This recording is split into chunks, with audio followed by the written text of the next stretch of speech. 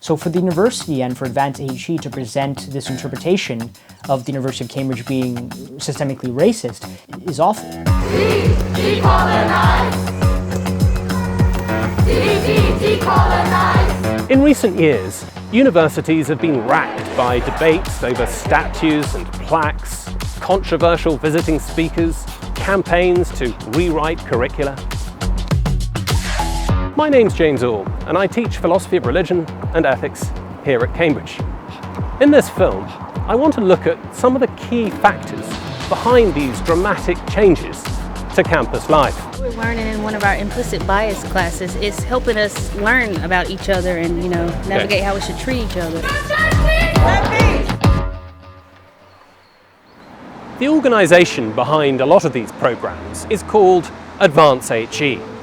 It's a charity that sets up reward schemes, incentivising university leaders to wire into the fabric of their institutions a vision of society that vast swathes of the general public would reject completely.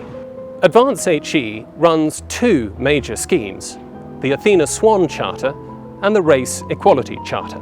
To win these awards, universities have to carry out big structural top-down changes to teaching, to research, to appointments and to admissions. To understand the impact of Advance HE and its charters on universities, I spoke to my colleague, Professor Arif Ahmed. Arif, you've been teaching here for a long time now.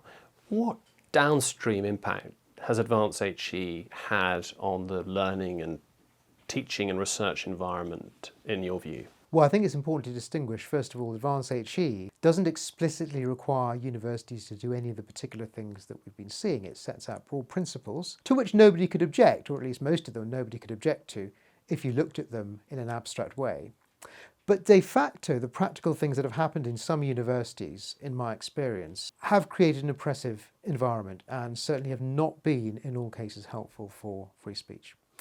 So to give one example, we have, for instance, a requirement by Athena Swan, which is one of the Advance HE charters, that universities have to foster the collective understanding, as it was recently, that anyone can determine their gender identity.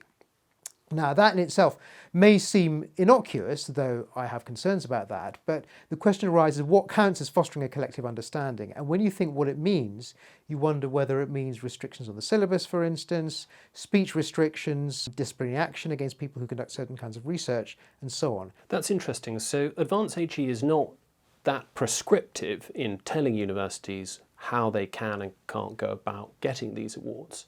But the fact is that on the ground, as universities devise their action plans and their proposals to win these awards, they are effectively proposing to diversify curricula or decolonise curricula, make changes to admissions processes, appointments processes, that sort of thing. Yes, exactly. So if you look, for instance, at another one of Advance HE's activities, which is the Race Equality Charter, again, if you look at the abstract principles, there's relatively little that anyone could complain about. But when you think about how universities are supposed to win these awards by achieving what the principles say they should be achieving, you find things like, for instance, training. So one example is implicit bias training, which really doesn't work. There's plenty of evidence that it doesn't work. That kind of training is being sometimes forced upon staff, where they're being supposed to own up to their own implicit biases, to show that they're biased in admissions and so on. That kind of training doesn't really have an effect on the admissions and applications process, none that's been proven. So it's at best a waste of money. Other kinds of training, for instance, anti-racism training, is much worse than a waste of money because it involves the actual pushing of a particular ideological line, for instance, about white fragility or about how we're all racists and so on. And the worst cases are when universities have action plans which mandate students, perhaps also staff, to take part in this kind of ideological training, when universities of any institution should be neutral on any matters on which there's controversy. A recent survey of students across Britain found a significant shift in attitudes towards freedom of speech, no platforming, and removing controversial plaques and statues from campuses. According to the data, students are rapidly becoming less tolerant of opposing viewpoints and controversial ideas.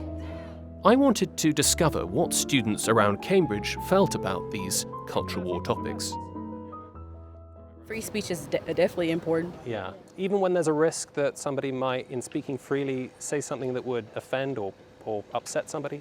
Well, just like we're learning in one of our implicit bias classes, it's helping us learn about each other and, navigate how we should treat each other Yeah. or navigate how to enjoy Yeah. the world together. Right. So, yeah, I think So you think that improves things? It doesn't make you more nervous about what you might say? it doesn't. No. It's all about learning and Right. About learning. understanding each other. Okay. Yeah. Exactly. Do you feel woke? Really? What do you think that term means? If it's like culturally competent and aware, yeah, I think I'm pretty culturally competent and aware. Yeah, if that's what it means. To me, that's probably what it means. Do you think free speech is being undermined? Free speech. Yeah, free speech, academic freedom, being able to say and express your Yeah, I views understand. freely in the university. Do you think there's any I issues think there? in this university, the academic atmosphere is quite open. We are allowed to say what we want, and we are allowed to do what we feel like we want to do. You're in Cambridge, you're based here as a visiting scholar.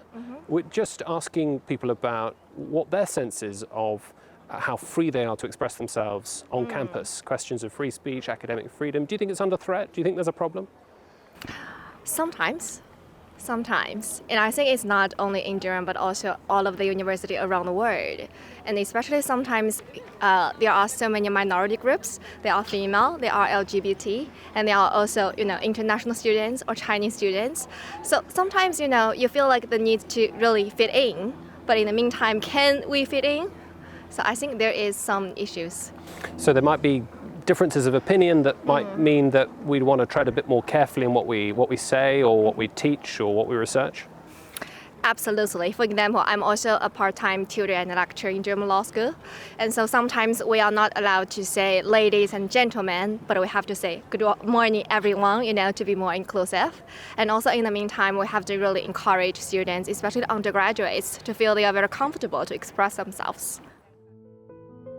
The co-chair of the Race Equality Governance Committee has said that there is a lot of evidence of systemic racism in universities, and that all universities perpetuate institutional racism. To get a sense of the evidential basis for these sorts of claims, I spoke to Dr. Vincent Harinam, who recently received a PhD in the social sciences from Cambridge. You've had a look at some of the data. I mean, what is the evidential basis motivating a lot of these action plans that are inspired by the hopes of getting an award from Advance HE? Well, the evidence simply does not exist that the University of Cambridge is institutionally racist, as they put it. A report that was published by the University of Cambridge found that over the past 5 years, there have been 5 instances of a formal report to HR of racism. That equates to 1 report every single year. And to me, and I think to every statistician worth their salt, they would say that that is not enough evidence to suggest that the University of Cambridge is racist. Britain leads the world in higher education, but we're not going to hold on to that position if we stop prizing excellence over ideology. In the next few months, the government is passing legislation, the Freedom of Speech Higher Education Bill, that will impose a duty on universities actively to promote a culture of academic freedom and free speech. But there's no sign yet that universities are putting in place the kind of framework to promote academic freedom that's remotely comparable to the scale of their diversity bureaucracies. For as long as those bureaucracies are in place, there is a real risk that they will have a corrosive impact on free and open inquiry in the higher education sector.